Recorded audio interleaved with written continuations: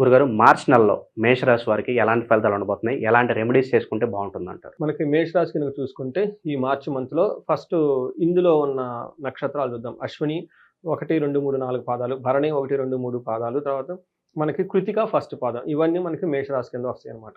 అంతేకాకుండా పేరు బలం గనక మనం చూసుకుంటే చు, చే, చో, లా, లి, లు, ఏ, లా, లో, ఆ. ఈ అక్షరాలు మోరార్‌లెస్ ఇదే సౌండ్‌తో ఉన్న పేర్లంతా కూడా మనకి మేషరాశి వస్తారని గమనించుకోవాలి. మనకి గ్రహ స్థితి గనక మనం చూసుకుంటే సూర్యుడి సంచారం మీనరాశిలో. ఈసారి 3 గ్రహాలు, 4 గ్రహాలు మీనరాశిలోనే ఉంటున్నాయండి. అందులో సూర్యుడు కూడా 14వ తారీఖు జరుగుతున్నారు. బుధుడు మీనరాశిలోనే అక్కడ ఉంటున్నారు. శుక్రుడు కూడా అక్కడే ఉన్నారు. కుజుడు వచ్చేటప్పటికి మనకి మిథున రాశిలో ఉన్నారండి. ఆల్రెడీ అక్కడ మనకి రాహు ఉన్నారు. అంటే 4 గ్రహాలు మనకి మీనంలో ఉన్నాయండి. ఈ గ్రహాల యొక్క స్థితి వల్ల మేషరాశి వారికి ఎలా ఉందో మనం చూద్దాం. మనకి జ్యోతిష శాస్త్రంలో చాలా టూల్స్, టెక్నిక్స్ ఇవన్నీ ఉంటాయండి తెలుసుకోవడానికి. ఒక్క టూల్ వచ్చేటప్పుడు మనకి సూక్ష్మ గోచారం, లఘు గోచారం అంటారు. ఇదేమంటే మనకి వార్తల్లో గనక హెడ్‌లైన్స్ లాగా, న్యూస్ సమ్మరీ లాగా వెరీ క్విక్‌గా ఇన్‌స్టాంట్‌గా ఇమ్మీడియేట్‌గా ఏముందో తెలుసుకోవచ్చు. సినాప్సిస్ లాగా మనకి సమ్మరీ, ఎగ్జిక్యూటివ్ సమ్మరీ లాగా. ఇందులో మనకేం చెప్తారంటే ఫస్ట్ సూర్యుడు మారకముందు ఈ రాశి వాళ్ళకి మేషరాశిలో విత్త లాభం అంటే మనీ గెయిన్ ఉంటుందని చెప్తారు. సూర్యుడు మారిన తర్వాత ఎలా ఉంటుందంటే ధనచ్ఛేదం, ధనలాభం, పరాభయం, అర్ధప్రాప్తి అని చెప్తారు. అంటే ఈ సూర్యుడు 12 గంటలకు మారటం వల్ల ఏమవుతుందంటే వీళ్ళకి అంతకుముందు ధనలాభం ఉన్నది. తర్వాత వచ్చిన ధనం ఖర్చు అయిపోయే అవకాశం ఎక్కువగా ఉంటుంది. ఓవరాల్‌గా మార్స్ వల్ల కూడా ధనలాభం ఉండే అవకాశం ఎక్కువగా ఉంటుంది. వీళ్ళకి కొన్ని విషయాలు వీళ్ళని ఇంతకుముందు ఎవరైనా గనక అవమానిస్తూ ఉంటే ఈ టైంలో వాళ్ళకి బ్రేక్ వస్తుంది. వీళ్ళని అవమానించడం, క్రిటిసైజ్ చేయడం లాంటివి ఏముండదు. వాళ్ళు రిలాక్స్ అయిపోతారు. మీ వీళ్ళ జోలికి ఎవరికి రారనమాట. అంతేకాకుండా రావాల్సిన ధనం అంటే ఆగిపోయే అవకాశం ఎక్కువగా ఉంది. వీళ్ళకి కొన్ని ఎక్స్‌పెక్టేషన్స్ ఉంటాయి కదండీ! ఈ మంత్‌లో ఇంత టార్గెట్ అవుతుంది, ఇంత రెవెన్యూ వస్తుందని. ఇలాంటి రాకుండా ఆగిపోయే అవకాశం ఎక్కువగా ఉంది. ఇది టోటల్‌గా సమ్మరీ. మనం డీటెయిల్ గనుక చూసుకుంటే సూర్యుడు వీళ్ళకి మిక్స్డ్ రిజల్ట్‌ని ఇస్తున్నారండి. అంటే వీళ్ళు 12వ హౌస్‌లో ఉన్నారనమాట. ఉన్నవాడిది 12వ హౌస్‌లో ఉంటే మనకి సూర్యుడు ఏం చెప్తారంటే మనకి శాస్త్రాల్లో, సంస్కృతంలో, పురాతన గ్రంథాల్లో స్వస్థాన నాశనం చైవ, బంధురోగ ధన వ్యయం, ప్రాణ పర్యంతమాప్తి, రవమానం, వ్యయే రవో అని చెప్తారనమాట. అంటే 12వ ఇంట్లో గనక సూర్యుడు ఉంటే ఏమవుతుంది అని చెప్తారు. అంటే వాళ్ళు అదొక పదవిలో ఏదైనా ఉంటే ఆ పదవిని కోల్పోయే అవకాశం ఎక్కువగా ఉంటుంది. బంధువులకు రోగం వచ్చే అవకాశం ఉంటుంది. ధన వ్యయం ఉంటుంది. ప్రాణం పోయే అంతకు ఇబ్బందులు వచ్చే అవకాశం ఎక్కువగా ఉంటుంది. అంతేకాకుండా మిత్రులతోటి వైరం వచ్చే అవకాశం ఎక్కువగా ఉంటుంది. ఇవన్నీ ఖచ్చితంగా ఏదో ఒక సెన్స్‌లో ఈ రాశి వాళ్ళకి ఖచ్చితంగా జరుగు తీరుతాయండి. తర్వాత ఇంతే కాకుండా వీళ్ళకి బెనిఫిట్ కూడా ఉందండి. వీళ్ళు 6థ్ హౌస్‌లో దృష్టి ఉండటం వల్ల సూర్యుడు 6వ ఇంట్లో చూడటం వల్ల చాలా మంచిది. వీళ్ళకి ఏమవుతుందంటే వాళ్ళకి అప్పటిదాకా ఏమన్నా రోగాలు ఉంటే ఆ రోగాలు పోతాయి. శత్రువులు ఎవరైనా ఉంటే గనుక శత్రువులు వీళ్ళనేం చేయరండి. శత్రువుల నుంచి చాలా వస్తుందన్నమాట. దీనికి ఎగ్జాంపుల్ ఏమంటేనండి ఐ థింక్ లాస్ట్ ఇయర్ జనవరిలో మకర రాశి వాళ్ళకి కూడా 12వ హౌస్‌లో సూర్యుడు ఉన్నారండి. అప్పుడు నా దగ్గరకు ఒకళ్ళొచ్చి అడిగారు. వాళ్ళది మకర రాశి.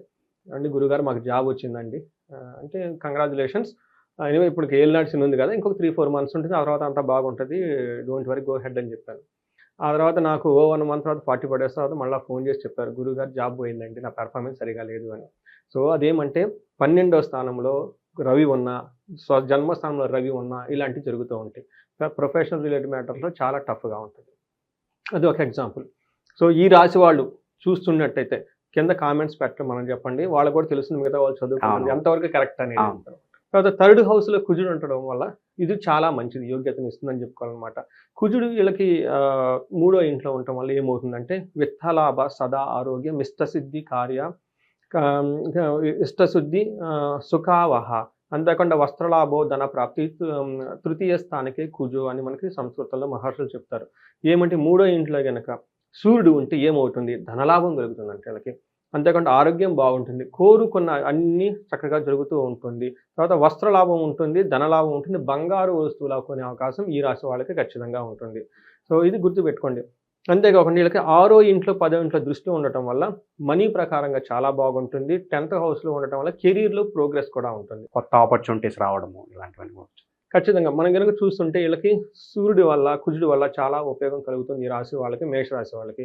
అయితే వీళ్ళకి 12th హౌస్‌లో శుక్రుడు ఉన్నాడండి. శుక్రుడు వచ్చేటప్పటికి వీళ్ళకి 12th హౌస్‌లో అంత మంచిది కాదు. ఓకే. కానీ ఓవరాల్‌గా చూసుకుంటే శుక్రుడు కూడా అంత వీళ్ళకి ఇబ్బంది పెట్టడు. అంటే వాళ్ళు నెగెటివ్ ఫలితాలు ఇస్తున్నా కానీ అంత ఎక్కువగా నెగెటివ్ ఫలితాలు వీళ్ళకి అనుభవించరనమాట. విపరీత వేద అన్న కాన్సెప్ట్ ఉండడం వల్ల. బట్ యూజువల్‌గా శుక్రుడికి సంబంధించిన విషయాల్లో వ్యవసాయం అలాంటి పనులు గనక చేస్తే వాటిలో లాభం ఆశించిన కంటే తక్కువ వచ్చే అవకాశం ఎక్కువగా ఉంటుంది. నష్టమైతే రాదు. కొంచెం ప్రాఫిట్ ఉంటుంది. లేదంటే ఎక్కువ ప్రాఫిట్ ఎక్స్‌పెక్ట్ చేసిన వాళ్ళు తక్కువ ప్రాఫిట్ ఉంటుంది తప్ప నష్టాలైతే రావు. అంతేకాకుండా వీళ్ళకి ఆరో ఇంట్లో దృష్టి ఉండటం వల్ల కొంచెం ఏమంటారు గుప్త రోగాలు అంటారు కదా! అట్లా రోగాలొచ్చే హెల్త్ కాంప్లికేషన్స్ వచ్చే అవకాశం ఎక్కువగా ఉంటుంది. ఇవి మనకి మేజర్‌గా 3 గ్రహాలు ఇచ్చే ఫలితాలు మేషరాశి వాళ్ళకి. గురుగారు, మేషరాశిలో వివిధ నక్షత్రాలు ఉంటాయి. మరి ఏ నక్షత్రాల వారికి ఎలా ఉండబోతుంది? ఇందులో మనకి మహర్షులు ఇంకొక టూల్ ఇచ్చారండి. దాన్ని అంగగోచారం అంటారు. ఇందులో ఏమంటేనండి 12 రాసులను ఇంకా డివైడ్ చేస్తే 27 నక్షత్రాలుగా డివైడ్ అయిపోతుందన్నమాట. అంటే ప్రతి రాశిలో కూడా ఒక 3 నక్షత్రాలకు అసోసియేషన్ ఉంటుంది. ఈ నక్షత్రం ప్రకారం చూసుకుంటే ఇంకా మనకి డీటెయిల్డ్ ఇన్ఫర్మేషన్ వచ్చే అవకాశం ఎక్కువగా ఉంటుంది. అది చాలా మనకి యూజ్ అవుతుంది. మనకి డెసిషన్ తీసుకోవడానికి ఏ యాంగిల్‌లో బాగుంది, ఏ ఆస్పెక్ట్‌లో బాలేదని చూడటానికనమాట. ఇందులో మనకి అశ్విని నక్షత్రము, భరణి, కృతిక 3 నక్షత్రాలు ఉంటాయి. మనకి అశ్విని నక్షత్రం గనక చూసుకుంటే వీళ్ళకి 3 విషయాల్లో పాజిటివ్‌గా ఉంది. 3 విషయాల్లో నెగెటివ్‌గా ఉంది. ఫస్ట్ ఎక్కడ పాజిటివ్‌గా ఉంటుందంటే వీళ్ళకి లాభం వచ్చే అవకాశం ఎక్కువగా ఉంది. ఇది కూడా మార్చ్ 18థ్ బిఫోర్ ఈ రాశి వాళ్ళకి ఏ పని చేసినా, ఈ నక్షత్రం వాళ్ళకి ఏ పని చేసినా లాభప్రదంగా ఉంటుంది. వీళ్ళకి ఏ పని చేసినా గానీ సౌఖ్యంగా ఉంటుంది. కంఫర్టబుల్‌గా ఉంటుంది.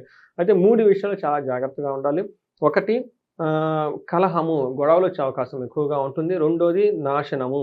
వీళ్ళు ఏదైనా గనక పని చేస్తే అందులో రిజల్ట్ రాకుండా దాని యొక్క ఫలితం అనేది నాశనమయ్యే అవకాశం ఎక్కువగా ఉంటుంది. తర్వాత ఓవరాల్‌గా చూసుకుంటే అశ్విని నక్షత్రాలకు మృత్యు భయం కూడా ఉంటుందండి. అంటే మృత్యు అంటే శారీరకంగా చనిపోతారని కాదండి. వాళ్ళ ఇష్టపడి చేస్తున్న పని కానివ్వండి, వాళ్ళ ఒక ఆబ్జెక్ట్ గాని, ఏం గాని పెట్టుకొనుంటే డ్రీమ్ ప్రాజెక్ట్స్ ఏమన్నా ఉంటే అవన్నీ రాకుండా అవన్నీ కొలాప్స్ అయిపోయి ఇబ్బంది పడిపోయే స్థితికెళ్ళిపోతే అవకాశం ఎక్కువగా ఉంటుంది. భరణి నక్షత్రం వాళ్ళకి ఈ మాసం అంతా 2 విషయాల్లో పాజిటివ్, 2 విషయాల్లో నెగెటివ్. ఎక్కడ పాజిటివ్ అంటే వీళ్ళకి లాభప్రదంగా ఉంటుంది ఈ మంత్ అంతా. సౌఖ్యంగా కూడా ఉంటారు. ఎక్కడ నెగెటివ్‌గా ఉంటుందంటే వీళ్ళకి కలహము, గొడవలొచ్చే అవకాశం ఎక్కువగా ఉంటుంది. అలానే స్థితి నాశనం. వాళ్ళు చేస్తున్న పని గానివ్వండి, ఇంకోటి గాని వాళ్ళు ఎక్స్‌పెక్ట్ చేసిన ప్రాఫిట్స్ రాకుండా ఆ రిజల్ట్ కోల్పోయే అవకాశం ఎక్కువగా ఉంటుంది. కృతికా నక్షత్రం వాళ్ళకి 3 విషయాలు బావుంటుంది. 3 విషయాలు ఛాలెంజ్. ఏ విషయం బావుంటుంది? లాభప్రదంగా ఉంటుంది. సౌఖ్యంగా ఉంటారు. క్షేమంగా ఉంటారు. 2 విషయాల్లో ఛాలెంజ్ ఉంటుంది. ఒకటి కలహం, గొడవలయ్యే అవకాశం ఎక్కువగా ఉంటుంది. రెండోది దేహ పీడనం. శారీరకంగా వాళ్ళకి కొంచెం పెయిన్స్, శరీరానికి ఇబ్బందులు పడే అవకాశం ఎక్కువగా ఉంటుంది. గురుగారు, ఇంకా మెరుగైన ఫలితాలు పొందడానికి ఈ రాశి వారికి ఏదన్నా మంచి రెమెడీస్ ఉంటే తెలియజేయండి గురుగారు. వీళ్ళు ఎక్కువ కేర్‌ఫుల్‌గా ఉండవలసిన వాళ్ళు కృతికా నక్షత్రం వాళ్ళండి. కృతికా నక్షత్రం వాళ్ళకి మైల్డ్ నుంచి సివియర్ హెల్త్ కాంప్లికేషన్స్ వచ్చే అవకాశం బేసికల్‌గా అవి కూడాను బ్లడ్‌లో చేంజెస్ రావటం వల్ల. వైరల్ ఫీవర్స్ గానివ్వండి, లేదంటే బ్యాక్టీరియల్ ఇన్ఫెక్షన్ గాని, ఎందుకంటే వీళ్ళకి కుజుడు ఉండటం వల్ల కుజుడు బ్లడ్ రిలేటెడ్ సంబంధించిన బ్లడ్‌లో చేంజెస్ రావటం వల్ల ఎక్కువగా ఇబ్బంది పడే అవకాశం ఎక్కువగా ఉంటుంది. మీరు రెమెడీస్ గనక చూసుకుంటే వీళ్ళకి ఓవరాల్‌గా కలహము, గొడవలొచ్చే అవకాశం ఎక్కువగా ఉందండి. వీళ్ళు మనకి మన్యు పాశుపత అభిషేకము లేదా హోమం గనక చేపించుకోగలిగితే వీళ్ళకి మన్యు అంటే ఆంజనేయ స్వామికి సంబంధించింది. రుద్రాభిషేకం అనమాట. రుద్రుడికి సంబంధించిన రుద్రాంతో వీళ్ళకి సంపుటీకరణ చేసి ఆ పూజ చేస్తారు. వీళ్ళకి కనిపించని శత్రువులు అంటే బయటికి నవ్వుతూ ఉండి వెనక శత్రువులు పెడుతూ ఉంటారు. అంతేకాకుండా వీళ్ళకి యక్ష రాక్షస పీడలు, కొంతమంది దిష్టి పెడుతుంటారు. కర్సెస్ తిడుతూ ఉంటారు. తర్వాత వీళ్ళు పైకెళ్ళిపోతూ ఉంటే బయటకి నవ్వుతూ ఉండి చక్కగా వెనకన్ని గోతులు తీస్తూ ఉంటారు. ఇలా గొంట నక్కలు గనక ఇలాగ చుట్టూ ఎవరైనా గనక ఉంటే ఈ హోమం గనక లేదంటే అభిషేకం గనక ప్రదోష కాలంలో చేపించుకుంటే వాళ్ళంతా వెళ్ళిపోతారండి.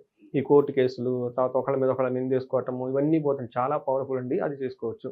తర్వాత వీళ్ళకి హెల్త్ కాంప్లికేషన్స్ ఉండే అవకాశం ఎక్కువగా ఉంది. వీళ్ళకి మృత్యుంజయ పాశుపత హోమము లేదా అభిషేకం చేపించుకున్నా గానీ వాళ్ళకున్న సీరియస్‌నెస్‌ని బట్టి ఇది చేపించుకుంటే వెరీ క్విక్‌గా రిజల్ట్స్ వచ్చే అవకాశం ఎక్కువగా ఉంది. వీళ్ళు చేసిన ప్రతి పని లాభం లేకుండా ఉండే అవకాశం ఎక్కువగా ఉంది. ఇది శుక్రుడి వల్ల ఇప్పుడు జరుగుతుంది కాబట్టి శుక్రుడికి అధిష్టాన దేవత శ్రీ మహాలక్ష్మి.